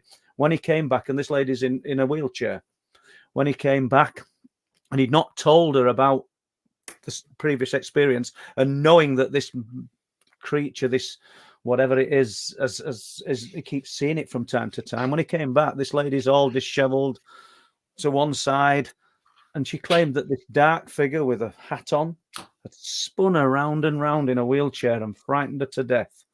And this it's grown from a poltergeist. It's grown into something else. And this being, whatever it was, had now attached itself to her.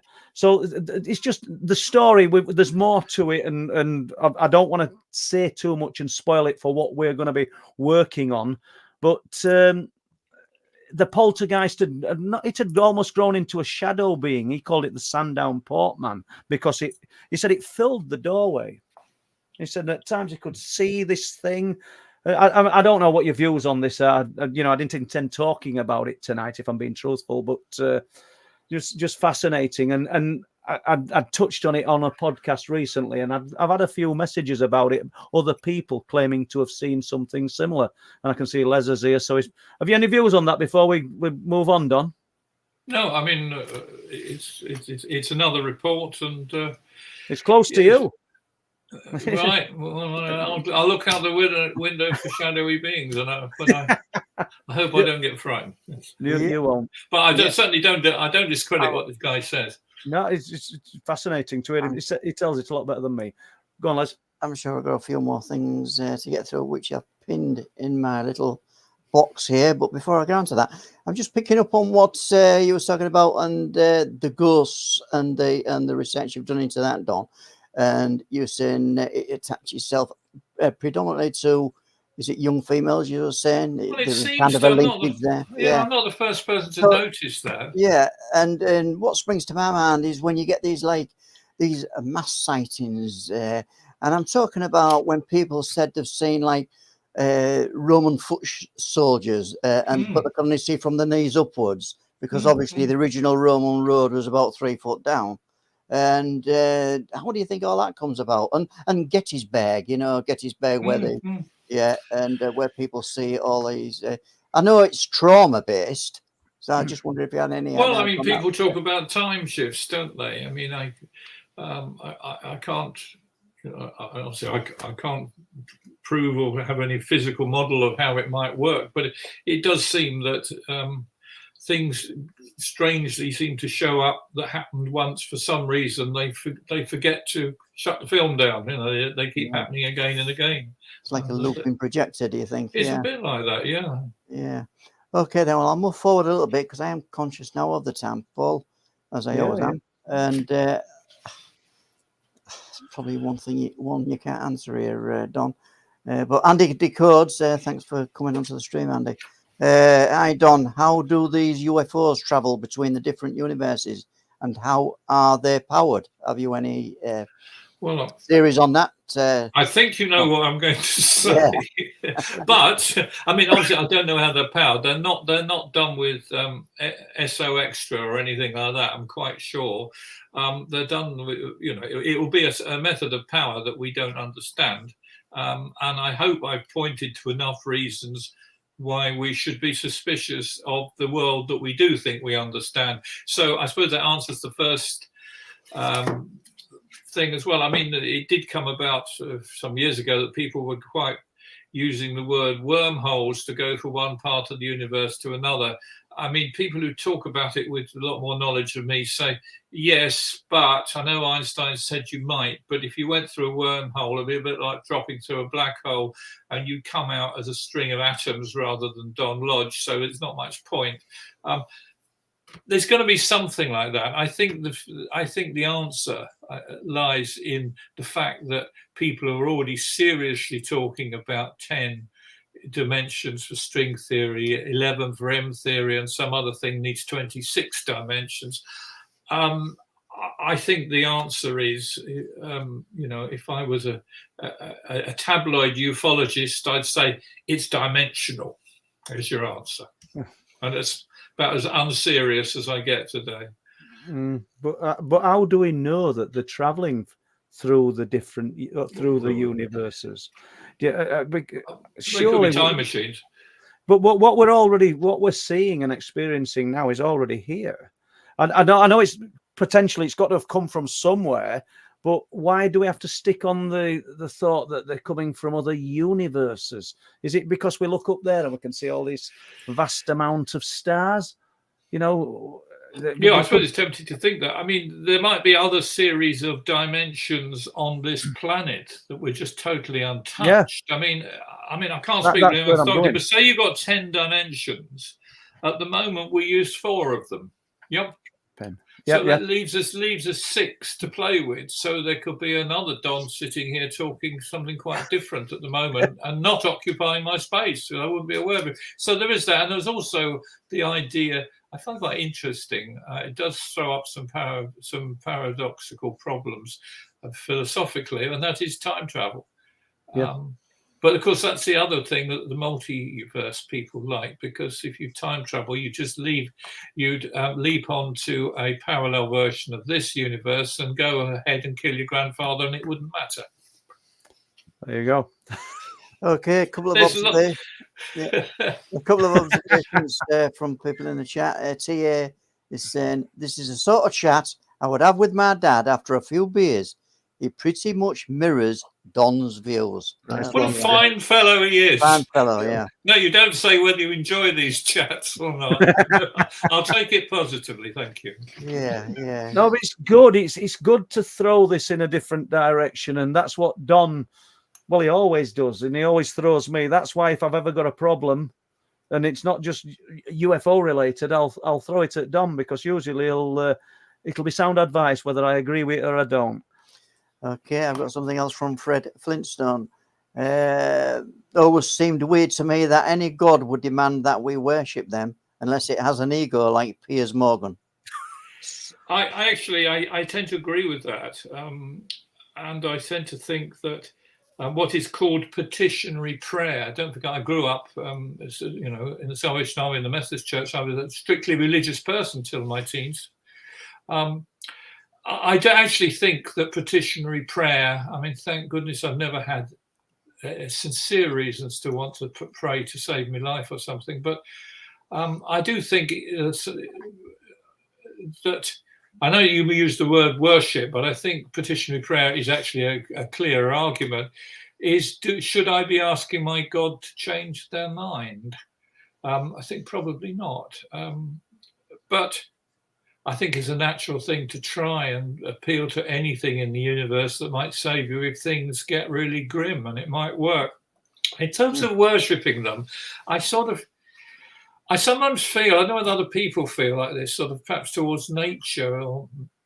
I love the early civilizations that had nature gods and goddesses. I'm all for those. But I sometimes think something really nice happens in the country or in a relationship, or you see a young, healthy child, and you somehow think, oh, God, isn't that beautiful? I really feel joy for the world that created that. I remember that there's a lovely film, Manhattan, with Woody Allen, when he's with his young girlfriend, whose name escapes me, but I'm sure someone else will know it. And he looks at her and he said, oh, you're so beautiful, you're so beautiful. And, sometimes when I get doubtful, I'd say to God, if you made that, you're all right, I believe in you. And I sort of know what he was saying. Yeah. I don't know if that answers the question, Fred, but I don't think we should be too interactive with our God, not least because if there is something called God or some divine creator behind all this, he's bloody sight more clever than I am. He's so much more intelligent. It's like my cat trying to have a dialogue with me through prayer. It just wouldn't work. Excellent. Okay, disabled Welshman, more of a statement here. People who think the world is going to end soon are obviously a few sandwiches short of a hamper. Thank you. Next. Yeah, and entitled to think that, but Fred Flintstone. It could be. Let me just say cynically, that sounds a very defensive statement. I don't want to be rude, but that's an example of what I was talking about earlier. I hope I don't offend you by saying that, but you obviously weren't worried about my feelings. Thank you. Fred Flintstone comes back with another question. There is a good Warminster Arthur Shuttleworth documentary on YouTube, Don. If you have Thank you. I'll look it up. Yeah. So look that one up. Thanks for that, Fred. Right then, we're back on probably Linda Moulton Howe and from Martin Abbas. Don, what do you think of the Linda Moulton Howe information about the 3 spaceships the Space Force crewed by multiple countries, officers led by USAF, 20 light years traversable in a few days. I think was this a recent show she did there? I can't remember this. I mean, no doubt it was. She's had so many sort of Yeah. whistleblowers on. I think it's pretty recent. I don't have a firm view. I'm not convinced that we crew with aliens in space. I don't know. Honestly, I'm not the best person to know. You have to look up and see what Linda said and how reliable the witness was. I haven't a clue. Okay, and I think TA says we're the best show on the internet. Keep going at least till 20. Thank you very much. Keep it going at least until 2060. Right. I'd like. Well, if I'm there in 2060, that will be good. Right, I'm going to throw this one in. I don't know what you can talk about this one, Don. Does Don have any thoughts? And this is from the Welsh Dragon Rising. Does Don have any thoughts on the Pentrick incidents? And do you know of it? Right, it does. My instinct says I should be very careful what I say because I don't know. I know there are some rather conflicting key players in this. I don't know any of these people personally and how reliable they are. I'm convinced that a lot of strange things happen in Wales. I've even been to a couple of the Swansea UFO Club meetings. They're fine fellows down there. They have a whole range of people from very fringe to very straightforward philosophical people. About this, I'd rather not say. I mean, you can't say anything like this without upsetting somebody. I think Paul would probably agree. I 100% agree. You know, we've had both sides of this story on the channel and gave both sides a fair listening to. And I'd love to have Swansea guys back on, just like I'd love to have Cass Clark back on. Do you know what I mean? Because as soon as it descended into an argument, it'll be stopped. And it's all good. As far as I'm concerned, we just want to get to the truth of whatever has happened, and we'll throw that across the full spectrum here. You know, I think you've just said you can't say. It's as simple as that. I'm not getting involved in the politics of this. Okay. Any more? Yeah, I'm just going to throw this one from Alison. Thanks, Alison, for coming onto the stream tonight. There was an owl, going back to the owl story, that's account that you came up with, Paul. There was an owl sat looking at me and Diane a few weeks ago when we were at Bempton. How interesting, Alison. And I wish I could have got up there that night when you and Diane were there. But what's interesting is there's a guy called Jeremy who's seen the spheres of light whilst up at Bempton. And he's given us a detailed description of what he's seen. Quite blown away by it. I'll tell you how blown away by this guy is. He lives up near Fylingdales, and he travels down several times a week to spend time with us on the cliff tops. And he's busy all day working as well, driving all over the place. And he were up there with us last night. But where we're going with the owl, because I've not just forgot about that, Alison. He came down there and he was on his own, I don't know, a few months ago. Yeah. And I don't know, we talk about Mike Cleland and the significance of owls, or I think his book was The Synchronicity of Owls. And let's not attach some kind of unearthly element to them, but it is strange, they said, because he just turned round on the platform and sat beside him was an owl. And that's not normal, is it? You know, it's not like your cockatiel that you give a bit of millet when you let it out at cage. This is on top of cliffs, and it's just not normal. We do see the owls, the barn owls, and that in the fields to the side. They don't fly out over the sea, but there's an owl sat there.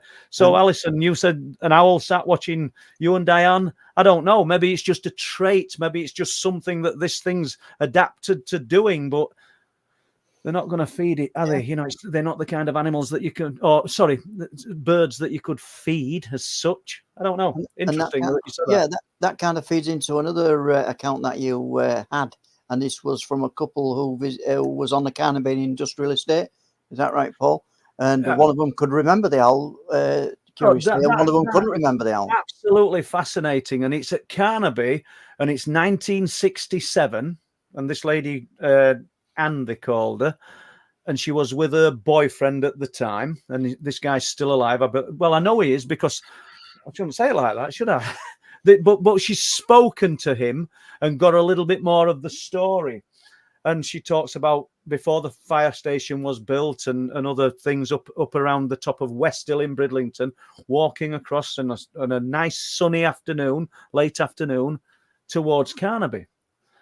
And suddenly they get that descent into this strange lower silence where everything's just become weird, this disjointed reality.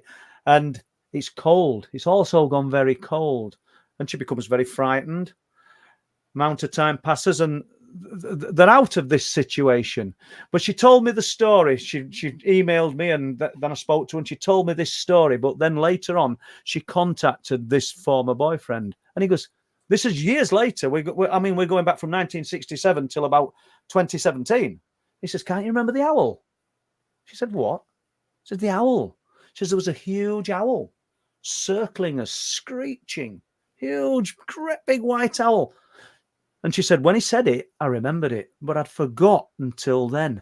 What mechanisms are in place, Don, Les, to make... I was about to say, don't you find this in so much of the reports that you either uncover yourself or we read, is that couples experience something or a family experiences something and they don't mention it for a month or a year. Yeah. And they, oh, that UFO we saw outside, I wonder what that was. Oh, you remember that, do you? And why the hell? I'd never shut up about it for a week if I saw something like that. But it's almost as if somehow it sort of drenches your memory and washes it away in a funny sort of way. 50 years almost have passed in between. And that came back to us like the guy, I think it was 1998, the military guys driving back from a meal, driving back to RAF Leeming with their wives in the car. And they see this UFO that's almost leaping. Call it the chess piece UFO because it's moving in leaps as you would imagine move over a chessboard. And after he'd relayed the story and told me about it, he contacted one of the wives, the wife of his friend who was there that night from 1998. Obviously, it's not identical to the owl story. But she said how crazy I dreamt about it the week before, and all those years had passed. It's almost, I don't know. I wish I had got an answer. I don't know. The other thing that you were saying earlier about credible evidence, linking onto that, is that don't you find? I know you've found this yourself, but I'm always impressed when someone says, well, wife and I were driving along and we saw a UFO in a field, but it wasn't a UFO like that with a hump and the three bubbles underneath like George Gamsky got us. It was so and so and so and so. It was like a beehive and it had a red thing hanging off it. And you think, well, I'm going to have to believe you because you wouldn't make that up. It's not like drunk saying I saw George Scampsey's UFO. You wouldn't read that twice. But they come up with the most weird and wonderful things, and they're so sure of it, and they're new and novel. Absolutely, and that kind of jumps straight back to Hummunby. Yeah, when the boss was locking up that night, and he was reluctant to talk anyway, Don. And then he said, I just got this feeling that something was watching me. And I turned round and I went back to the gates with there's this huge figure, no eyes, no teeth or anything, just this huge figure. What you would imagine a Bigfoot type thing in the darkness on an industrial estate. And it's almost like why would you add that element to that, to your incredible experiences there if there weren't some truth to it? It's crazy. And we've got 3 minutes left, and Don, thank you. Well, I'd just like to say, and before I fade out, I'd just like to say how much I have enjoyed talking to you two, and hopefully people have been eavesdropping and slightly enjoying it. And it's been a bit like, as our correspondent said, talks to his dad in the pub. It's been like three, I won't say old codgers, but it's been like three gentlemen imbibing in a pub and having a really nice informal chat. And I certainly wasn't aware of being interviewed. Paul's only 36, so you would be really, I'm just going to put this one on the screen from Kim King, and would like to hear Don's ghost stories if time permits, and Don is willing to do these. I don't think that's a time's great going to suggestion. permit. I from don't Sinclair. think. I'll tell you one very quickly. We've got 2 minutes. I'll tell you Yeah, one. I don't think. I probably Oh, will I- get you- plans tonight, Don. We might Well, be able if to you- save that for another. It don't matter if it just runs over a minute, Les, unless you've got to go somewhere. Let him just run with it. Go on, Okay, Don. well, simply, I was 23. I was living in Belgium. I'd lived in a flat in an old building next to it was an old build, great big doors, heavy, noisy wooden floorboards. I think monks used to live there, adjoining a church, and it was always a bit spooky there. And I hitchhiked to come home, and it was a sunny morning, and I got dressed, and I was just eating my sandwich, and I heard footsteps coming along the passageway. Don't bear in mind, it's 6 o'clock in the morning. No one was around, and I heard. Well, we had great big keys, and I heard the key jangling in the door, and it sort of walked away again, and it came back again, and I thought someone's trying to break in, and I was young and foolish. I thought I'm going to get this bugger, stop it happening. So I actually got my rucksack on. I finished my sandwich. It was the final minute, very significant, final minute of my place in that flat.